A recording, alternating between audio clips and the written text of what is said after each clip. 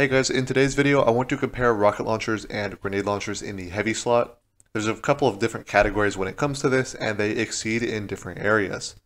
I think that the best choice might surprise you and that there's a lot more variety to it than a lot of people realize, so go ahead and stick around if you want to learn more about that. But anyways, let's go ahead and get into it.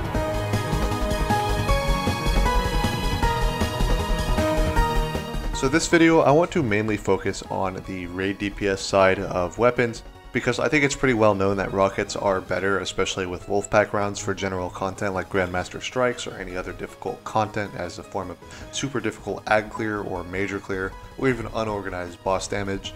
However, when it comes to the organized and min-maxed boss DPS for stuff like raids and dungeons, I think that grenade launchers are the better choice overall. The reason for this mainly comes from the ammo buff that we recently got, as well as the change that made spike grenades a little less important, as well as upcoming changes to the mods coming in Final Shape, which I think are going to bring grenade launchers even higher up in the meta. So we're going to go ahead and talk about some of that. The first thing I want to talk about is just the nature behind grenade launchers and rocket launchers and what really sets them apart. Grenade launchers naturally have a much lower reliance on having a reload perk than rocket launchers, which obviously opens them up to being very viable having double damage perks with something like the Edge Transit. Obviously, Cascade Point is a perk that just cannot work on rockets, which is unfortunate because Cascade Point is an increase in your DPS by form of removing time by 67%. It is a 67% increase in your DPS because it makes your DPS that much faster. And that's just something that's not available on rockets in any form. Pretty much the best perk to increase your DPS on rockets is Bait and Switch, which is also an increaser to your total damage, which has its own merits. However, ultimately it adds up to being a pretty similar amount of total damage between the two when you're looking at Wolfpack rockets and just grenade launchers on their own. The damage numbers for rocket launchers and grenade launchers are somewhat similar across the board. It depends on the variances like your character and the perks on the rockets and the grenade launchers obviously. However, at the top of the charts, they are pretty close to each other with grenade launchers edging them out just a little bit. However, I think what really sets apart grenade launchers and rocket launchers in a team setting is the fact that there's no reliance on Gjallarhorn for grenade launchers. This basically opens up an extra person to have access to a full DPS weapon, which Gjallarhorn is not. If you didn't know, Gjallarhorn does reduce damage compared to regular rocket launchers and pretty much hits as hard as an unbuffed rocket launcher when you include its own Wolfpack rounds with its base damage. So that is quite a bit of damage missing from having a Gjallarhorn player, which could be completely made up by having a grenade launcher player and having the same amount of damage just from grenade launchers on everybody else as well. The next thing I want to talk about is how much naturally easier grenade launchers are for people to use.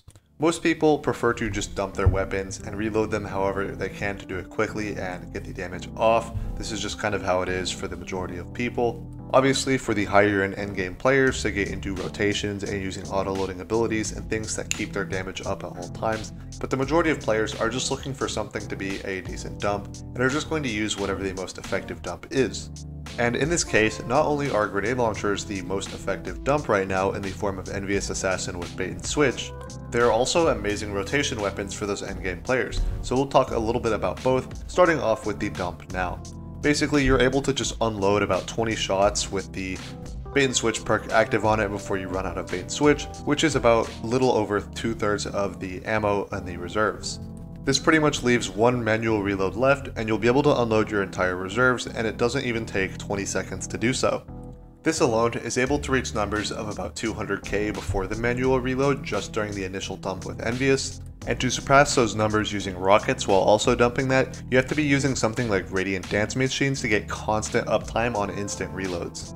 That being said, you can pass up the damage of both of these by using rotations on either side. So rocket rotations will do better than rocket dumping, and grenade launcher rotations will do better than grenade launcher dumping. That being said, grenade launchers in rotations are much better off when having Cascade Point, as they are able to just do the damage so much quicker, and now that they have so much ammo, the perk has actually become very viable because you're not just completely dumping out the ammo really quickly by using the perk. This week, for the Arc and Stasis burn on Pantheon, I've been using Cloud Strike mixed with Wendigo a lot. This is by no means a regular meta option, but because it is Arc Surge, I've been the top damage on pretty much all of the teams I've been in every time because I'm just one of the few people that have an auto-loading holster and Cascade Point Wendigo. When it comes back to Void Burn, I'll certainly be hoping to keep on top of the damage leaderboards by using the Edge Transit though, as I do have that god roll as well. So another benefit to grenade launchers over rocket launchers for the common people who are joining LFGs full of people that almost certainly don't know what they're doing is that you no longer need to have a team completely using rockets to get value out of Gallowhorn anymore. Simply because you don't need Gallowhorn anymore. Your teammates can be using whatever stupid stuff that they want to be using and you can still run grenade launchers and do good damage. It's very nice to not require somebody to be on Gallowhorn in order to support your damage, because now with grenade launchers you can just do that damage anyways. And again, this does come back to a full team, even of a coordinated team, where obviously you get an extra teammate who's using a damaged weapon in the form of a grenade launcher instead of Gallowhorn, which a grenade launcher just absolutely gaps Gallowhorn because Gallowhorn is a lot lower in damage. I think that the biggest benefit that Rockets really have is going to be from needing to be a little bit farther from the boss, where they start to pick up some ease of use points. Rocket launchers don't have any drop, which I think is a bigger deal than a lot of people give it credit for, at least at decent ranges. That being said, it's important to note that in a lot of cases you are able to just step closer and solve that problem with grenade launchers, so you should really evaluate whether you can just step closer and use grenade launchers instead of switching to rocket launchers if the option is there. For the last little bit of the video, I know that we were mostly talking about the applications in raid DPS for rockets and grenade launchers, but I want to take a little bit of time to talk about things outside of that in the more unorganized settings.